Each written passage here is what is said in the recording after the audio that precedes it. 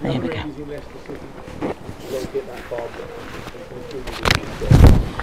Got me torch ready. Yep, well done. But that, got it from Lidl. 20 quid. Wow, that's good. Yeah.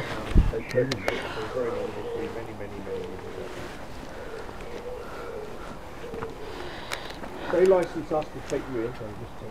Oh, sorry. Just want to take both of those. I could have all the electronics as well. So they license us to take you in, which we're going to do today. Have any of you been in before? Oh, that's nope. good. I can tell them all the stories. It was formed back in 1827. There was a colliery owner called William Stenson and a local entrepreneur called Mr. John Ellis. The coal was moved from Whittick into Leicester City by horse and cart. That was fine, it was doing okay, business was good, but then Nottinghamshire and Derbyshire, using the canals, found a way of getting the coal into Leicester cheaper than we could from our own collieries in Leicestershire. So, with the knowledge of what was going on in the northeast with the trains and railways, which were coming to life at the time, they went and had a look, and they said, that's an idea, we'll build a railway. Well, they started at Swannington, and they want to get to Leicester, and they found, and we all think Leicester's flat, they found a hill. So they do a cutting, no, we'll cut a tunnel. So back in 1830, and I'm informed William IV gave us approval, well not us, but the people approval, so it's very old. He bought it, George Stephenson bought a share in the coalfields, and it's now known as Coalfield. What a name, I can't imagine where they got that name from, but Coalfield. He also lived in the area, and this was the longest railway tunnel when it was built at the time. It was officially opened on Tuesday, the 17th of July, in 1832. It's nearly 190 years ago. Nearly. London's first railway wasn't built for another 4 years, and Birmingham for another 5 years. So we were a southern part of the world, one of the first railways this far south. It was opened, as I say, in 1832, and it finally closed to all freight trains in the 1950s and to all rail traffic with the 1966, the last train travelled through. It's very narrow.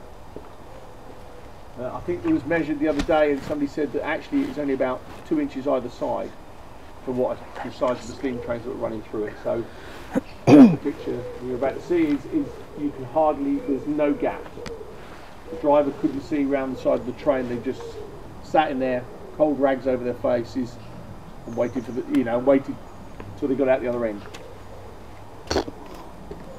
Is it just one-way traffic? It is only one line. There was only room for one line, one train. So if you met another train, it was one end. It was just marked. So there was obviously control at one end, and no other trains come through. British Rail offered it for sale, and Leicester City Council snapped it up for the sum of £5. Wow. That's a good bargain, isn't it? Yeah. No, not. I'll explain that bit. They have offered it for resale many times, but no one has ever wanted it. And today, it's ours to play with and yours to visit.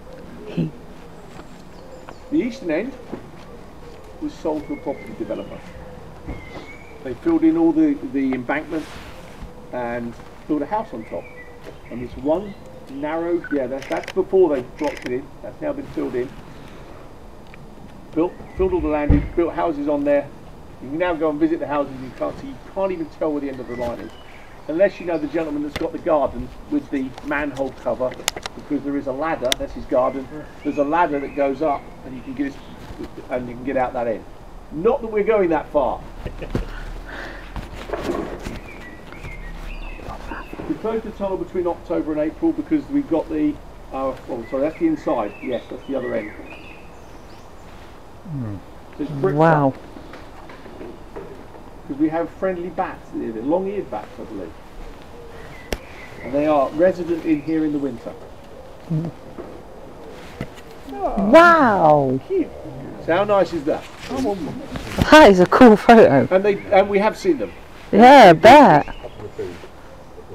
Yeah, but yeah, we have seen them here, so it's not like, oh, do their bats really live there? And I think it's expected the Batman comes in regularly to make. I don't know if it's Batman or Robin. Well, it could be both. Could be.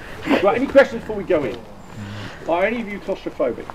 No. We'll find out. No. Why would you sign up? Oh, and of course, we did, through the archives, find that from the original first running of this, George Stephenson drove his first locomotive out of the tunnel. Luckily, that was caught by his driver, or his assistant. He got off the train and with his iPhone in 1832 took a lovely photograph. So, was it an Apple or was it an Apple product? I'm not sure it was an Apple product. It was definitely the mobile phone picture anyway. So George Stephenson actually drove the train out. Right, welcome. Who's at the back? Mike! Oh, you come. Oh, Mike, just Mike. Mike and Graham. Oh, okay. Yeah, Mike and Graham. Well, Graham, nice to join you. Thanks for coming through along. Come on, let's go and have a look at the tunnel. He's believed to be haunted. And there. Watch the video. Right, no, go on, you go first. Yeah, we'll go.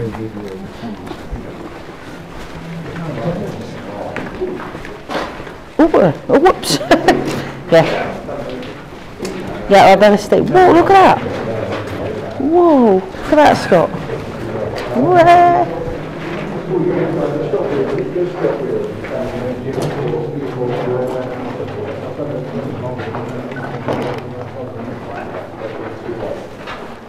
It was single track. It is rough. It's nice and concrete here. It is rough afterwards. There's plenty of opportunities to take as many photos as you want. Stop me, take more photographs. If you're not getting enough light, do let me know. The torch is pretty bright, so we can get some look at that.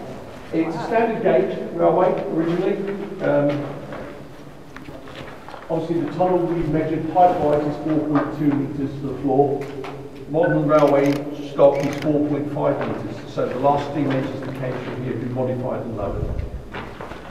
So they had the cabs cut down and the chimneys cut down so they could fit through. Obviously, originally when they first built it, the trains were much smaller, but they got bigger and bigger. Let's move on.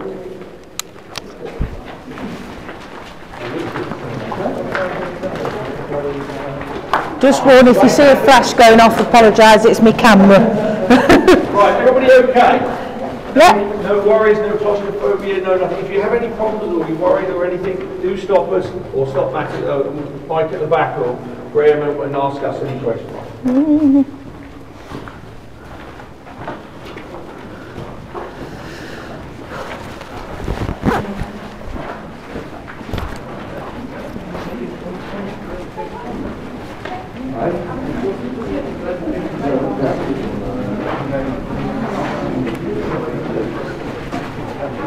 No, don't run out on the batteries.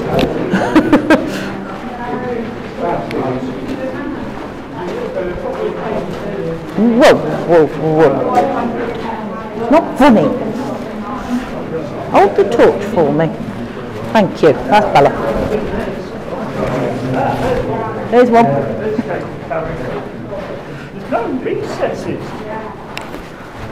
Well, no, because they wouldn't have had time to have built them, would they, if you think about it, because of how small it is. Yeah.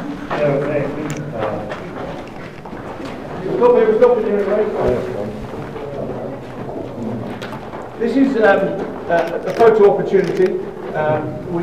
It's a refuge. So obviously, if you imagine there was only 2 or 3 inches of spare space between the train and the wall, if you were working in the tunnel, it wasn't very safe. So this is a refuge. People, 1 or 2 people get in. There's 20 of them, 10 on each side, I believe, all the way through the tunnel.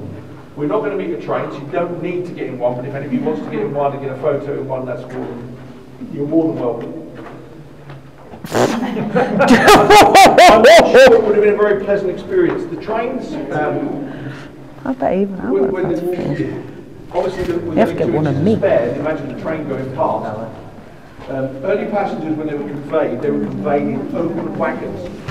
And with the smoke and the, I mean, the rumour is that the very first train was full of dignitaries. They all had to stop at the